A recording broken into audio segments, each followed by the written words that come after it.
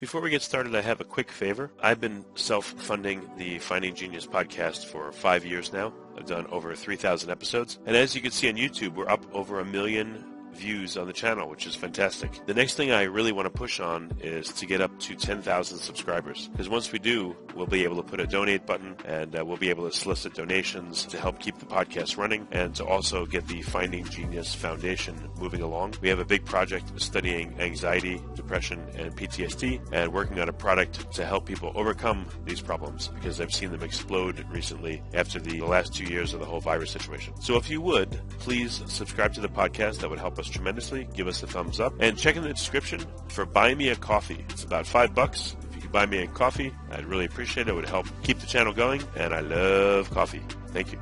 Forget frequently asked questions, common sense, common knowledge, or Google. How about advice from a real genius? 95% of people in any profession are good enough to be qualified and licensed. 5% go above and beyond. They become very good at what they do, but only 0.1% are real geniuses. Richard Jacobs has made it his life's mission to find them for you. He hunts down and interviews geniuses in every field: sleep science, cancer, stem cells, ketogenic diets, and more. Here come the geniuses. This is the Finding Genius Podcast with Richard Jacobs.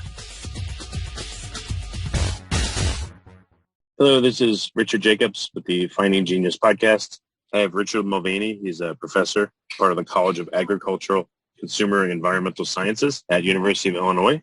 We're going to talk about the use of nitrogen, carbon, and fertilization of plants and on soil. So, Richard, thank you for coming.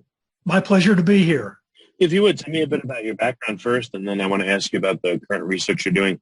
Well, I'm a native of Illinois and have a long history connected with agriculture. Grew up essentially on a family farm in the northern part of the state and had an interest in soil science that led me to get 3 degrees in it.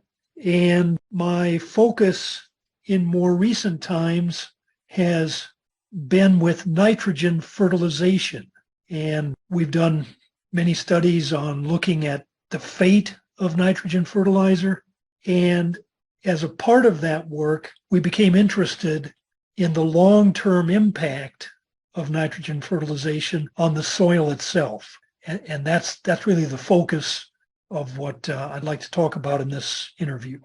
Okay. So how does nitrogen fertilization typically occur? I know there's nitrogen-fixing bacteria, but is it just put in there with the exogenous fertilizer, or how does it typically happen? So the intensive use of nitrogen fertilizers in modern cereal production is a global occurrence, and the world's food supply has a lot to do with the use of those fertilizers. So they are the most important fertilizers that industry sells, and they play a huge part in bolstering the food supply. So we're talking about the input of synthetic manufactured nitrogen as a staple part of our food production system. And that nitrogen is produced in the form of ammonia.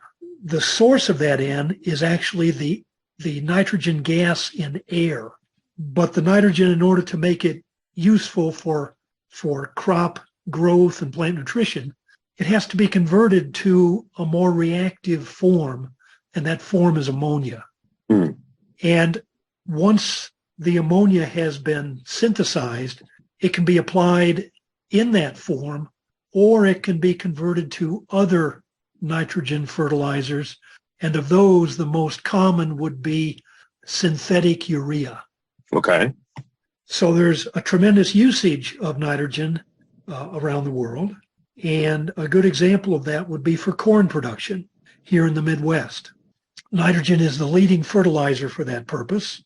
And we became interested in what effect that would have on soil organic matter going forward in the longer term. And I might tell you how we got interested in this topic. It was not because of what we had read in books or the literature. There we would find the message that nitrogen fertilizers build soil organic matter by increasing the input of residues. And I had never seriously questioned that until my colleague Saeed Khan had noticed some years ago, actually, that in years when the morrow plots, which is a historic cropping experiment on this campus, in years when the morrow plots were growing corn in all 3 rotations, he would notice that the corn was doing best and was tallest and darkest green on the south end of the plots where there was a corn, oats, hay rotation. And then it got shorter and didn't look as good as he went north into the corn soybean rotation and then into continuous corn. Well, we found that pretty interesting because the continuous corn would be the plots that get the most synthetic nitrogen.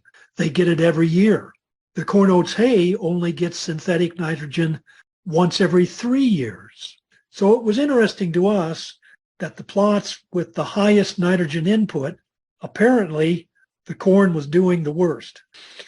Do you think that the exogenous nitrogen is causing a shutdown of the natural nitrogen fixing behavior of the bacteria in the soil? Or what do you think it could be? Yes, in that sense, there is an effect because nitrate derived from the fertilizer has long been known to inhibit free-living and also symbiotic nitrogen fixation. So yes, there is that effect. But in this case, the broader effect and the one that develops over time has to do with the soil's content of organic matter. And so the publications that I mentioned advocating the idea that nitrogen fertilizers build organic matter didn't really seem to fit what we were seeing in the morrow plots. Organic matter has a myriad of benefits for crop production, including its impact on nutrient supply and also its well-known ability to store water. And so when we saw the corn doing poorer, where nitrogen had been applied every year for continuous corn, it caught our attention and made us look deeper. Okay. Why would people keep applying more and more fertilizer if it's known that that's counterproductive and hurts the ability of the soil to sustain whatever crops on it? So nitrogen is applied. Really, as I said, it's the leading synthetic commercial fertilizer, and it's applied in order to boost cereal or corn yields, and it's a really important part of farming throughout the world. But what the farmers don't know typically is how much yield their soils can produce without that nitrogen fertilizer. They never leave a strip unfertilized. What about the application of it? Is it all applied right in the beginning before anything grows? You know, have they tried applying it every couple of weeks as things grow? Is there a sweet spot on how to apply, how much and when? Well, that's another major issue. And in the Midwest, including Illinois here, a common practice that comes into play typically in November would be fall anhydrous ammonia application, and that's directed toward the next corn crop that will be grown. So fall applied in is a common practice. It's not the best practice in terms of maximizing efficiency for crop uptake. That would make a lot more sense if the nitrogen was applied when the crop was in the field. And so it should be applied during the growing season, not far in advance, in order to get better efficiency on uptake. So that can be done in different ways. We call this side dressing, and it would entail, typically the form would be urea ammonium nitrate in solution. But anhydrous ammonia can also be used for this purpose. The nitrogen would typically be applied in June, and the ideal case would be to split the dose and apply it more than once, as you've alluded to. But that's limited to a degree by the logistics for farmers dealing with large acreages. Now, one of the practices that's come into fairly common use in this recent time is the option of side dressing with a system called Y-drops. That's a product of 360 Yield Center, and it's designed to apply the nitrogen right next to the corn row and leave it on the surface with the idea that it will be washed into the soil through dew or precipitation. So again, you discovered that crop rotation allows you to have a lot less nitrogen fertilizer and makes corn, for instance, grow a lot better. But the whole farming industry doesn't know this, or like what, why, how? So let me reiterate here that when I said the corn was doing better under corn, oats, hay than under continuous monoculture, what I'm referring to here is that in that rotation, there were 2 years when corn was not grown, and in continuous corn, it's grown every year. Right. So corn is the cash crop, and when it's grown, it's going to get fertilized with nitrogen. Right, but you said with crop rotation, the corn grew better. Did you also apply less fertilizer to when the corn was there? It was the corn's turn, or you applied the same amount as you normally would?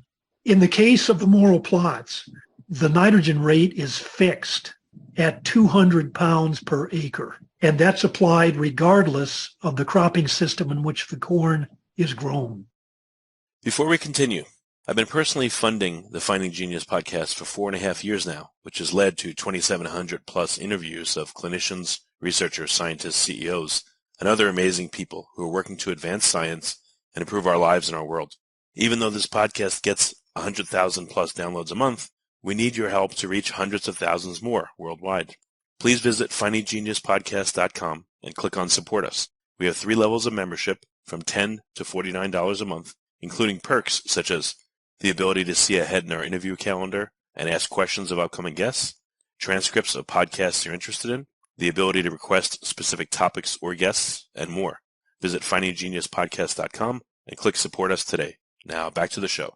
Yeah, in the years then that you weren't growing corn, you still applied the same amount of nitrogen? No, there was no nitrogen applied. Oh, okay. Except when corn was grown. So you put less, so it had a breather of correct. Years. Exactly.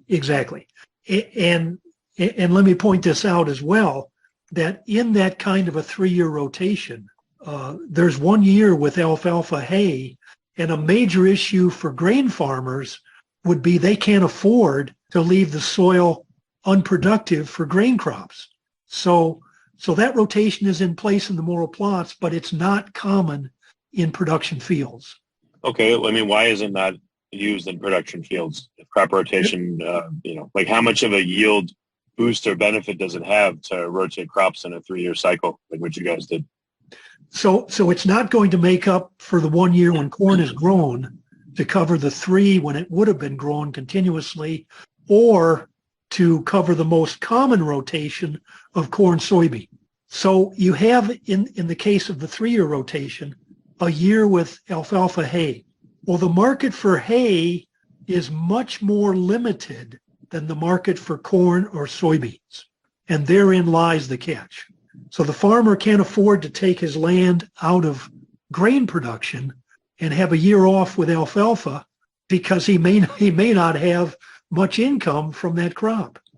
Oh, okay. So, I mean, hay, though, is necessary. If you had a collective of X number of farmers that all went on this same rotation program, the ones that are producing hay for that year, maybe they could be subsidized so that they still would make enough when they did corn, but now they're providing something necessary to other aspects of farming and vice versa. Okay, I agree. There is some flexibility in that type of adjustment. But let me also make the point that when the corn, oats, hay rotation was established in the morrow plots back in 1876, hay was a staple crop because horses were the source of farm power. They needed hay as feed. And so that's all gone now with the transition to mechanization. So the market is naturally much more restricted now than it would have been back at that time. Well, I mean, what else could be rotated in that would be useful, if not hay? Well, there are small grain crops that might be a potential. but they too would take some nitrogen. For example, wheat would be one possibility. Oats used to be a viable choice as well, but again, the horses were the source of power, and they're the ones who consume the oats. Well, what about other animals, pigs, chickens, etc.? What could be grown, let's say, to feed them? I mean, there's got to be stuff that could be grown that could be used in other parts of farming. And no doubt there is. For example, with hogs, a major source for their diet would be corn, and there wouldn't be any need for hay with hogs. But with dairy cattle, there could be some use, but it's more limited. So it becomes an issue of market and profiting from the crops that are grown. So there's nothing else that could be grown?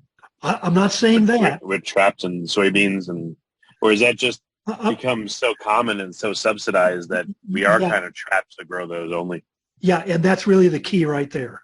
So we have a system that is set up for grain production, and corn and soybeans are the predominant grain crops. Yeah, that's really the key. Well, I mean, what else could be grown there that you think would be very helpful, would be a big source of food for everybody? I know we're kind of stuck in this system we have, but, again, ideally, what else could be grown that you think would be very useful and would accomplish rotation and boost yields and et cetera? Sure. There are many possibilities that could grow on the kind of soils and the climate we have here in the Midwest. No question about it. Organic farmers are exploiting those possibilities, and that's a great thing to see. We need more diversity. But the point we're making here is that for conventional grain farmers, they're pretty much locked into corn and soybeans. That's the problem.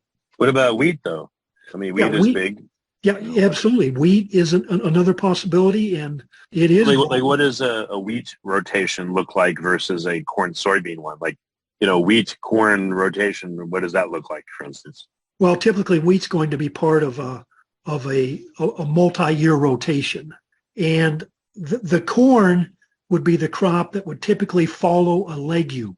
And when because the nitrogen fixing, that's why, yeah. Precisely. And when I say legume, I have in mind more of a forage legume like clover or alfalfa. Okay. But I mean, why can't you do that through cover crops instead of like redoing the whole field? Like, why not do that? Well, it's a cover crop you still could plant for the year, I would think, right?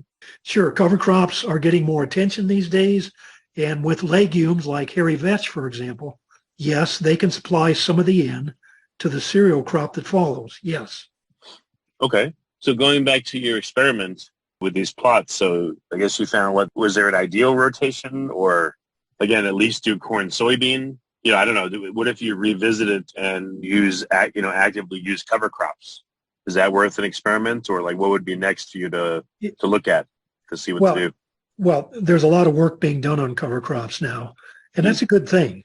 But in the morrow plots here that we were talking about, there's no flexibility to change the cropping system. There are three systems: continuous corn, soybean, and corn oats hay, and they've been in place for many, many years. So we're talking about that set of cropping systems, and the point I'm making is that the soil was different and had become different among those systems. Okay, so what would be your ideal? What can people change in order to improve their soil? It sounds like they need to rotate out and grow different crops and or reduce the amount of nitrogen without compromising yield. So I would think in order to be sustainable with your agriculture and not like suck the land dry and kill it with corn, like what could be done? What combination of things can be done to make it better? If the farmer can introduce legumes, then the biological nitrogen from fixation will reduce the need for chemical nitrogen from fertilizers. And that's a very good strategy.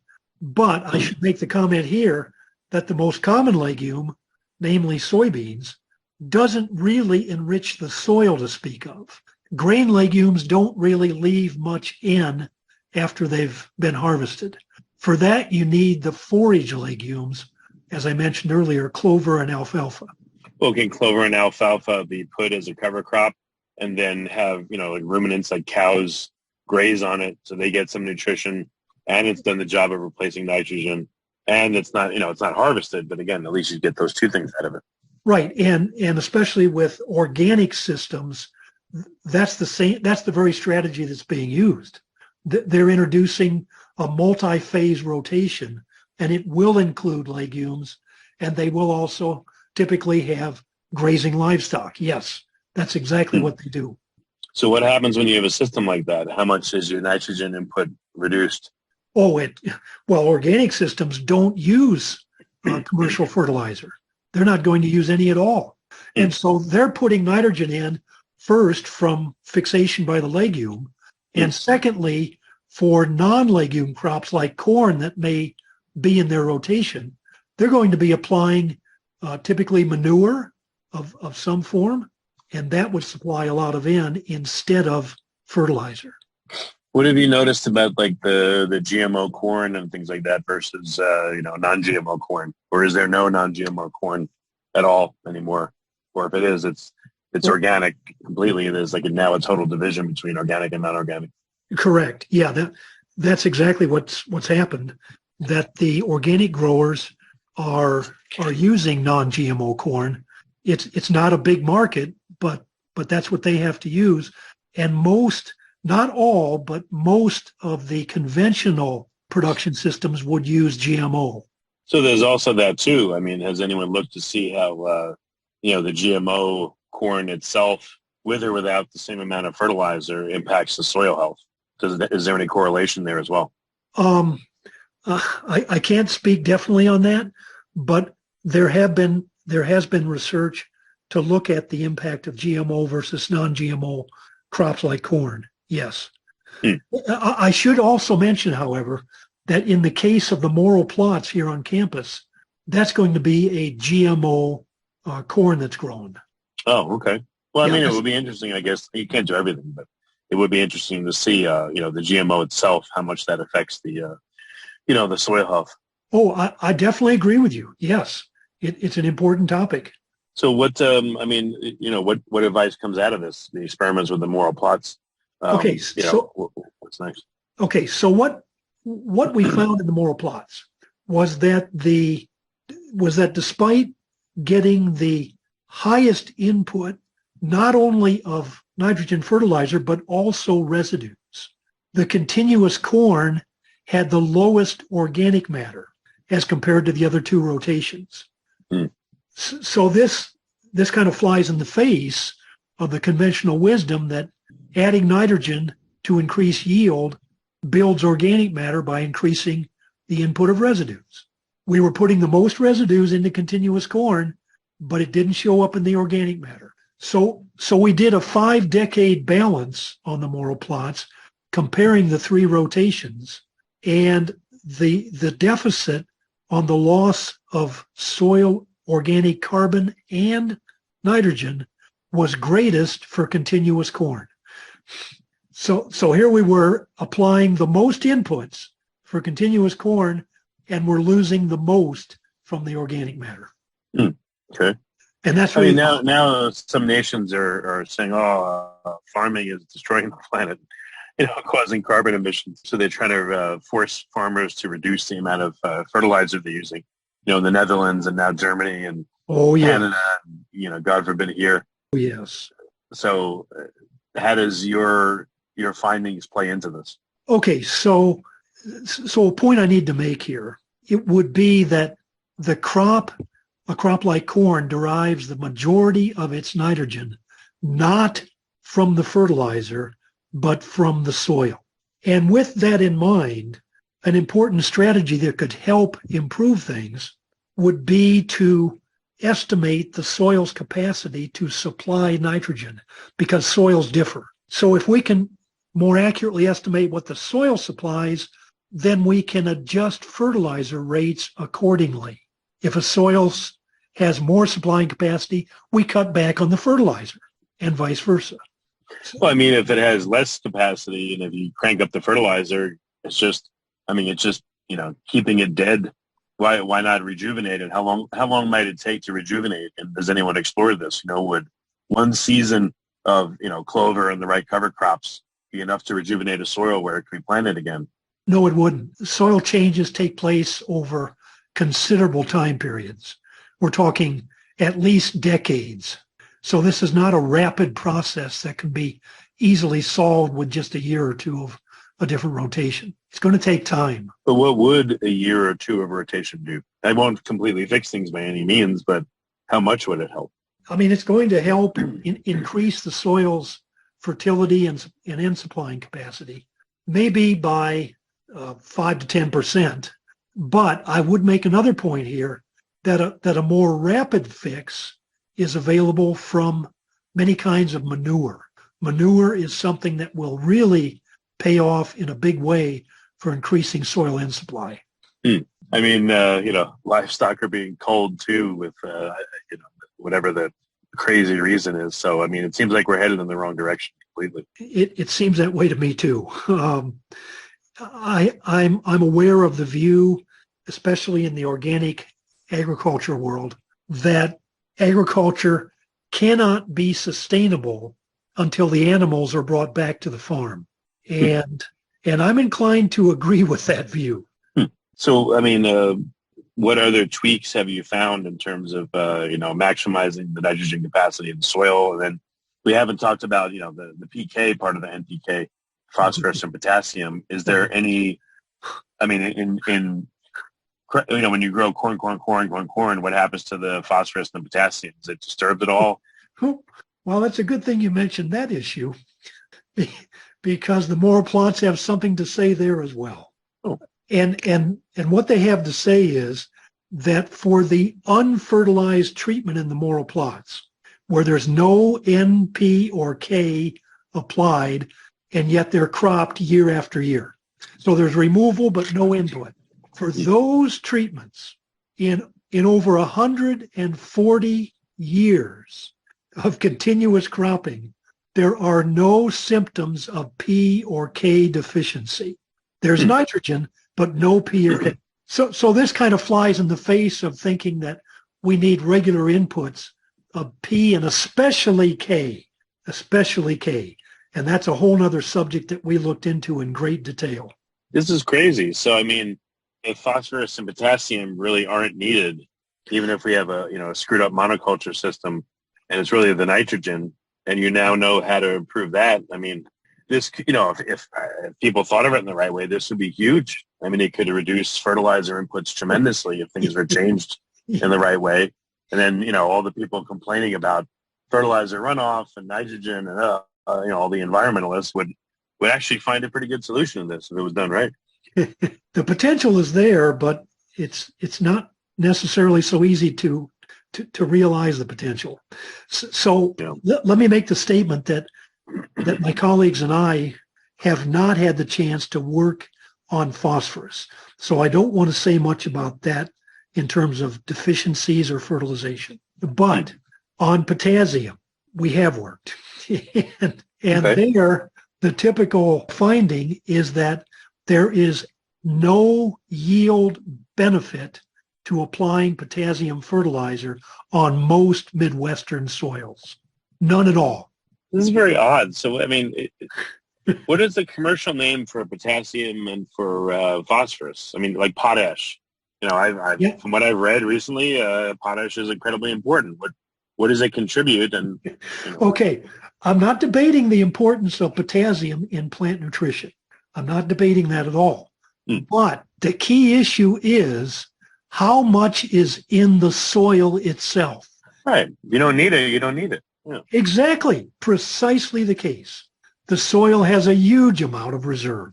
And I might mention this was known over 100 years ago when a guy named Cyril Hopkins was a big player here in Illinois. And we came across one of his publications talking about potassium fertility. And his message in that publication was, this was to farmers, you don't need it.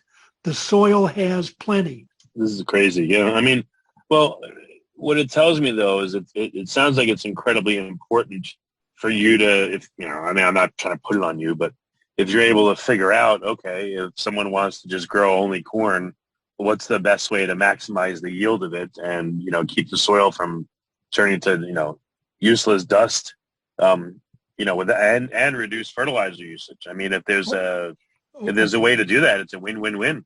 Okay, so we have two approaches in mind to address that. One is, and especially focusing on nitrogen, to take the soil into account and lower the fertilizer dose if the soil is richer. And there are ways to test the soil to know that. The second approach we've been working quite a bit on is to increase the efficiency of plant uptake of the fertilizer nitrogen. So we use something called nitrogen 15, which is an isotope, to label the fertilizer so we know how much ends up in the crop and how much didn't. And we've been working on different application methods, timing and placement, and even nitrogen form. And there are differences. And what we talked about earlier is very relevant, that if you can split the dose, you have a good chance of increasing the uptake efficiency. And so why does it matter how much gets taken up versus left in the soil? Well, the problem is when you leave it in the soil, it might get lost to the environment. But more than that, it's going to stimulate the soil microbes to burn carbon. And this becomes the problem when we talk about the depletion of organic matter brought on by synthetic fertilizer. It's not just. What do you mean? Is that due to respiration, or what do you mean? Yes. Burn? Yes. So what happens is that carbon and nitrogen cycling is closely coupled. And with most of the microbes in soil, just like with us, they need carbon to make energy. But in order to use that carbon, they need to make the enzymes that would be necessary. And all the enzymes contain nitrogen. So there's the interaction right there. So they have to fix nitrogen as part of their life cycle and to utilize carbon to grow and proliferate. Okay, I'm not talking about nitrogen fixation from the air. That's not what this is about. This is about the vast group of microbes that are involved in residue decomposition. They're the herd in the soil. And so they want to burn that carbon from the residue. And in order to do that, they need available nitrogen to make the enzymes. So, quick question. When you say residue, you mean the residual excess nitrogen? No. What I mean there is the biomass returned from the crop, left in the field. Okay. The unharvested ends. Yes, bits, exactly. Roots, and all that stuff. Okay. So that becomes a food source for the microbes. They're going to make energy, and they're also going to make biomass, but they need nitrogen in order to do it. So if the nitrogen is not taken up by the crop, it becomes a factor that can stimulate the microbes to burn more organic carbon, either from the residues or indigenous sources in the soil itself. And this is the problem. So if we can maximize the uptake by the crop, the microbes won't get it and won't be stimulated. Well, how do you maximize uptake of organic matter if organic matter is the residual crop itself? No, we're not talking about the uptake of organic matter. We're talking about the uptake of mineral nitrogen. So if we can put the nitrogen in the crop, then we keep it out of the soil. It can't be lost, and it won't stimulate the microbes to burn organic matter. That's what I'm talking about. Well, okay, but I mean, what happens to the organic matter then? Normally it's broken down, and I would think it would make the soil more favorable towards growing stuff the next season. So if it's not broken down, then what happens? Right. So that's true. Organic matter does provide a reserve of nutrients like nitrogen for the next season's growth. That's very true. And that's why soils are the main source of N supply, not fertilizer. But if you reduce the rate at which the organic matter is decomposed, you help sustain a higher organic matter level in the soil, and that does nothing but good for productivity because organic matter stores water, it increases infiltration of rainwater, it's a win-win. It also supplies those nutrients, and it holds other nutrients through cation exchange. So there are many advantages and benefits from having more organic matter, And the strategy I'm talking about is having more by reducing the loss from stimulating the soil microbes. What is the trade-off here, though? The trade-off. If you have less decomposition of organic matter, again, like you said, the bacteria don't use as much carbon. They're not as active. They don't, Right. they're not chewing it up. So more organic matter remains in the soil for next year's crop. So is it all beneficial, or are there trade-offs or negative aspects to doing this? Well, okay. So again, the interaction between carbon and nitrogen is at the focal point of the whole process. So if you build up organic matter, and especially organic matter that's high in carbon, then yes, it's going to have the effect of tying up mineral nitrogen, and that can reduce the availability to the next crop. But the normal process is that organic matter is a kind of a fluid resource. It does need to break down in order to perform some of its functions, but you want to maintain as high a level as you can to make the soil better in many other respects. So it's a balancing act, and having more organic matter is generally a very good thing. So, okay. So is there, I guess there's a sweet spot between, again, retaining X amount of organic matter versus utilizing it for, Yes. Again, the stuff that gets utilized, what benefit does it bring when it gets utilized versus not?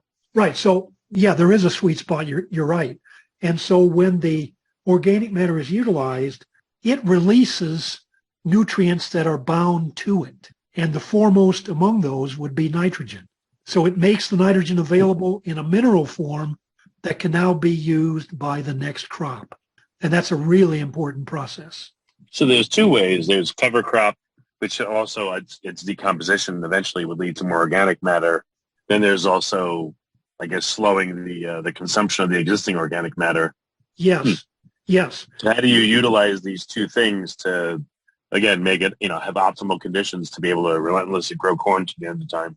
Right. It is a balancing act, and it depends upon the type of cover crop that's being grown and the kind of residues that are decomposing. If you're growing a cereal crop like cereal rye or annual rye, then you're not adding nitrogen from biological fixation, but you are adding carbon in the residue, and the effect is going to be the microbes will break down the residue and tie up available nitrogen in order to do it. And that's going to reduce nitrogen supply to the next crop. So you need to be cognizant of that issue with non-legume cover crops.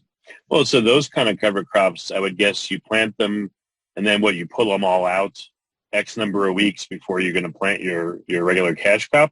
Yes, so correct. They don't decay? Correct. They're going to, you don't pull them out. You kill them by some approach like rolling or crimping, and with a non-organic system, maybe herbicides. But you leave and return the residue to the soil. It doesn't get taken away. So that residue is going to break down, and when it does, the microbes will need nitrogen. But why wouldn't you just take it out, though? And then it won't break down. It won't leave residue. No, and maybe more nitrogen will be preserved. No. One of the main points of cover crops is to, just what the name says, cover with the crop, cover the soil. You want to protect the surface soil from things like raindrop impact, reducing runoff and erosion. The cover crop helps to do that. Right, but again, if you leave it right up until let's say you leave it until the end and you grind it up, it goes into the soil, and now a week later you plant corn, versus let's say you grind it up a month early and then let it go fallow for let's say a month and then plant the corn, would there be a difference there? Or is it better to grind it up and literally take it out of the soil? I don't know what you do with it, but maybe it's left nitrogen in the soil, but then you don't have the organic matter to decompose and take up nitrogen again. Right. So that cover crop, if we're talking about a non-legume especially, has taken up nitrogen from the soil. And you would want to return and keep that nitrogen as part of what the soil can supply. So it's not a good idea to remove the residues from the crop. Okay, but again, now how do you control the consumption of residues? So you have some there, but not, Okay, so there's a lot of issues with cover crops, and that's certainly not my field of expertise. But one of the issues is the timing of removal and of killing the cover crop. And in that sense, I can mention a couple points. One is with the fact that a growing cover crop is a cover crop that is depleting soil moisture.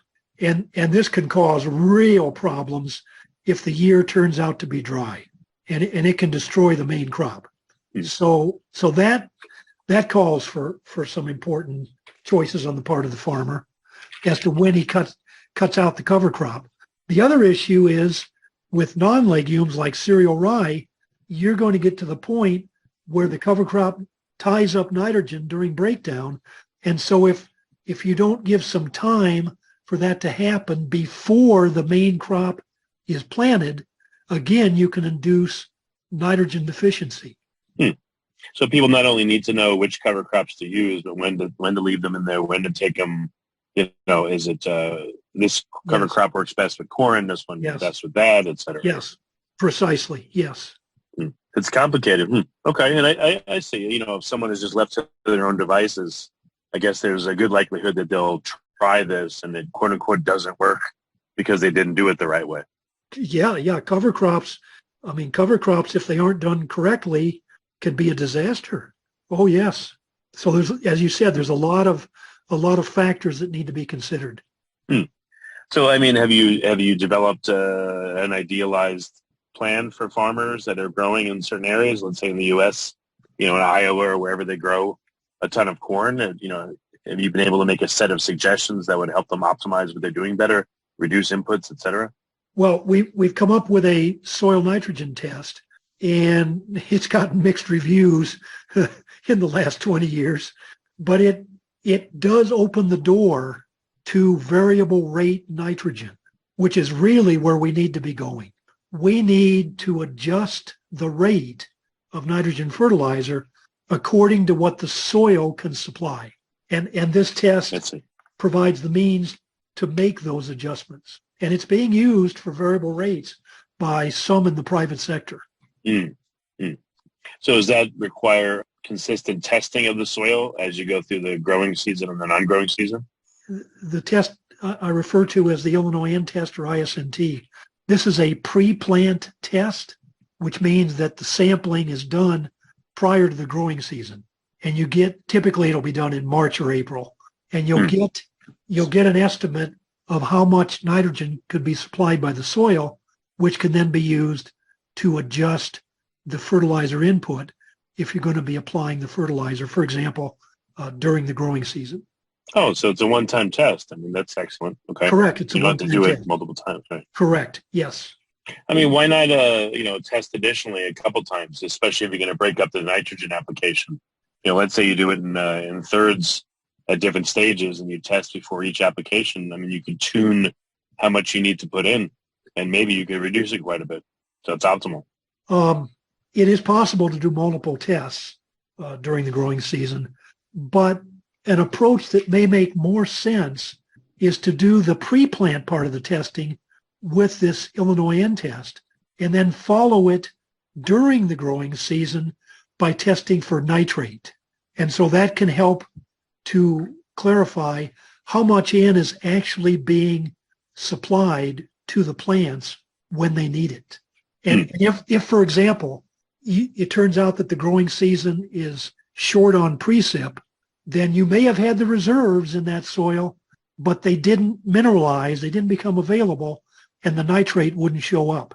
And then you may have to think about maybe a supplemental fertilizer treatment. Well, if nitrate is present, is there now things that can help remove that or suck it out of the soil? Well, the main thing you want to suck it out of the soil with is the crop. It's going to do a lot of good, and it will keep it out of the environment. So the presence of nitrate indicates that you've over fertilized. Yes. And the crop now is blocked from uptake. The crop is nitrate sitting there. Okay. Yeah, the crop doesn't need all that nitrate, and so you have nitrate left unused by the crop in the soil. But again, what would you do if you have excess nitrate? You're like, how do you? Is it too late to help the crop? Like, could you temporarily do something to drain it out? What would you do? Well, if you have excess nitrate, then the crop has what it needs. And so now it becomes an issue of having too much, and how are you going to manage that? There are different options, but I would make the point that the best way to manage nitrogen is to go for the source, not Right, try. don't let it happen in the first place. Yeah. Exactly. But I mean, if it does happen, is there anything that you imagine that could help? Well, one option that's been looked at in many studies has been cleaning up tile drainage water with the use of what are called bioreactors. So using carbon-based microbe activities to consume the nitrate and take it through a process we call denitrification, get it out of the water. So it's a purifying approach for reducing water pollution, but it's not perfect because one of the products of denitrification is a greenhouse gas called nitrous oxide. So in effect, you're trading water pollution for air pollution. So there's no other way that you know of to suck nitrates out of the soil? There's I'm no trying to good solve way. it all on this phone call. We may not succeed. I know, that's what you're As I said, the best approach is not to put the excess fertilizer there to begin with. Yeah. Huh. How is this being received? You know, the communication of these optimization. You know, are you being demonized and told you're terrible, or are people listening? Well, there has been some of that. When we developed this Illinois N test back around 2001, the work to do that was being supported through fertilizer checkoff funds in Illinois. But as the message drifted toward the idea that this test could help reduce fertilizer rates, the problems began to multiply because the fertilizer checkoff board was composed mainly of representatives from the fertilizer industry. You get the picture. What a surprise. Yeah. What a surprise. I wonder what they recommended. Yeah, so they cut off funding from the project. Yes. Yeah, of course. Yeah. So, I mean, sales are important, and if the fertilizer industry is making the decisions, that's going to be a significant issue. Yeah. It's too bad because it's a point of decision that doesn't serve the interest of the farmers or the public. It serves the fertilizer industry. Yeah. So, I mean, what groups are listening to your protocols, and, the ones that are using it, what are they experiencing? The farmers that are using it. So there's some usage amongst farmers. I've heard good reports back in some cases, and it is being used for variable rate nitrogen. Mm-hmm. There are some fertilizer companies that are actually open to shifting toward lower rates and better management. There really are. There are some, and we've spoken at meetings for some of these companies, and we have another speaking engagement next week down in Jacksonville. Same way that there are some companies that are trying to find better management points as opposed to just using more fertilizer. And that's an encouraging sign. Yeah, no, definitely. What's your estimation? How much less, I know it depends on everything, but how much less fertilizer do you think could be used per acre or per, number of plants or whatever metric you want to use if you do the system? I'll just draw from a database that in a paper that we published in 2006, and there were 102 sites in that study. These were on-farm sites, and out of those 102 sites, the actual optimum N rate determined from yield data was about on the order of 80, 85 pounds of N per acre. And that's way lower than what most farmers apply. These days, it is normal for farmers to apply over 200 pounds per acre. So it's what, like a 2/3 potential reduction in the amount of fertilizer? Yeah, potentially. there could be a substantial reduction. But again, the farmer is, you have to bear in mind that most of the farm ground in states like Illinois is going to be cash rented. And the farmer doesn't want to take a chance on a low yield that may not work out so well in the future for renting the land. And that's where nitrogen comes into play as an insurance policy. Mm. But I will say this, since 2021, fertilizer prices have been going up, up, up. Right. That insurance policy is a lot more expensive than it used to be. Mm. Crazy. Well, I'm sure, like I said, the farmers in the Netherlands and in Germany and in Canada and the places where they're being forced to destroy their own farms, and they could, in the name of supposed environmentalism, probably will be very willing to listen. Otherwise, they're dead. So they may be a willing audience to hear this. Yeah, that's a really serious issue. And if thousands of farmers are driven out of their livelihood in the Netherlands, there's going to be quite an impact on food production in Europe. Mm-hmm. And it's really serious. Yeah, well, I mean, we'll see if any of the elites care, but we'll see what happens. But at least, again, there's a solution if people can actually just get to it and hear what you have to say. So I think it's very important you're here on the podcast, by the way, because of this. And I might add one more comment here. That is that my colleague Said and I were in the Netherlands back in 2013, I guess it was, and we spoke there on these same topics, and they were very receptive to this message of potentially cutting back fertilizer doses. And we had I remember there was one comment made there that they had to increase their fertilizer doses over the years because the soil was getting weaker. And that's exactly in line with what we found in the morrow plots. As the organic matter is depleted, the soil can supply less nutrient, especially nitrogen, and you need to up the fertilizer dose, and it works directly against the concerns they now have. What about farmers that are growing stuff and they have a significant amount of crops left? Can other farms buy that residual organic matter and take it if the farm wants to just get rid of it?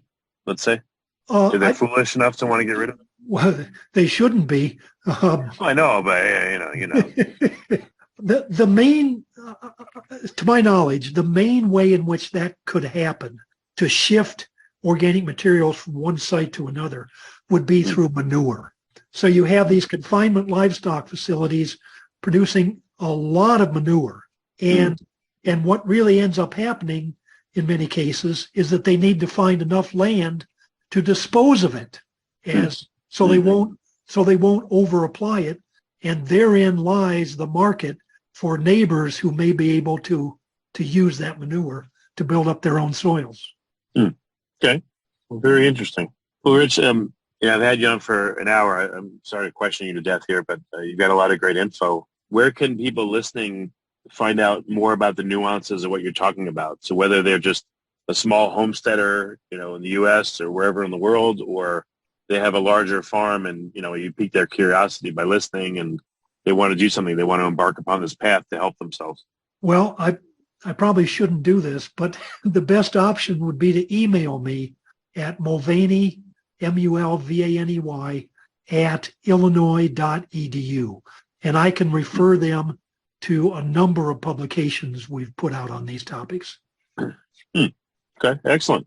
Well, Richard, again, thank you for coming. And one last question: why is it called? You said it was called the morrow plots, as if they were immoral plots. Why was it called? No. The morrow there is spelled Morrow. Oh, morrow. And it was a name. Actually, it was the first dean of the College of Agriculture on this campus. The plots got named after him. Okay, I thought it was the moral plots. No. Like, it's a moral. Morrow. Okay. All right. Well, very good. Well, Rich, thank you so much for coming on the podcast. I really appreciate it. I hope this will be useful to you. You've been listening to the Finding Genius podcast with Richard Jacobs. If you like what you hear, be sure to review and subscribe to the Finding Genius podcast on iTunes or wherever you listen to podcasts. And want to be smarter than everybody else? Become a premium member at findinggeniuspodcast.com. This podcast is for information only. No advice of any kind is being given. Any action you take or don't take as a result of listening is your sole responsibility. Consult professionals when advice is needed.